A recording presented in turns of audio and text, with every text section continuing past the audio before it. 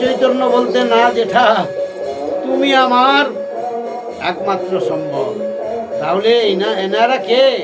ইনি স্বয়ং শিবের অবতার, আর আমার ঠাকুর নিতাই চৈতন্য সাক্ষাৎ ভগবান। একাধারে নিতাই, একাধারে চৈতন্য, তাই তো তিনি নিতাই চৈতন্য। এই জেঠা, আজ জেঠার মহোৎসব। এই মহোৎসব করতে আমি বগুড়া থেকে আসতাম, ঢাকা থেকেও আসতাম, আর এখন তো আমি এই ধামেই বাস করি।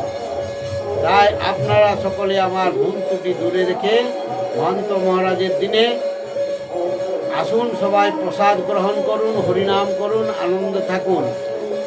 বাবার নাম জয় রাধে, জয় নিতাই চৈতন্য। দক্ষিণেশ্বর নিতাই চৈতন্য মহাজন মঠ বলে দেন। হরে কৃষ্ণ।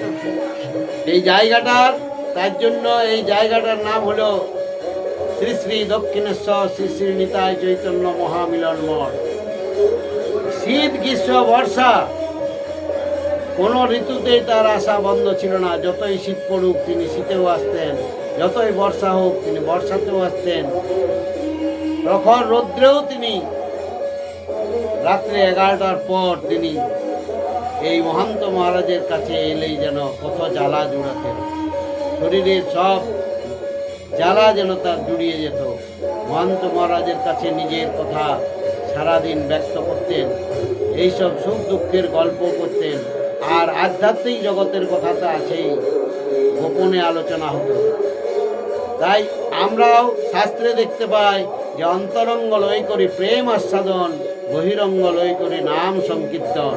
তা জেঠা, এই মহান্ত মহারাজ দক্ষিণেশ্বর ছিলেন তার একেবারে অন্তরঙ্গ।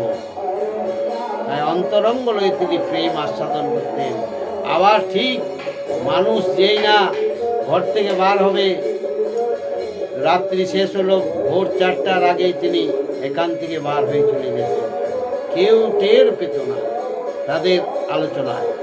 তাই তিনি লোকের কথায় একবার ঠাকুরের আসার পথ বন্ধ করে দিয়েছিলেন। কি? শিয়াকুল কাটা দিয়ে বেড় দিয়ে দিয়েছিলেন। এই শিয়াকুল কাটাও তিনি গ্রাহ্য করেন নাই, কাটা ঝোটা নিয়ে একেবারে পড়লেন মহন্ত মহারাজের খাটের কাছে।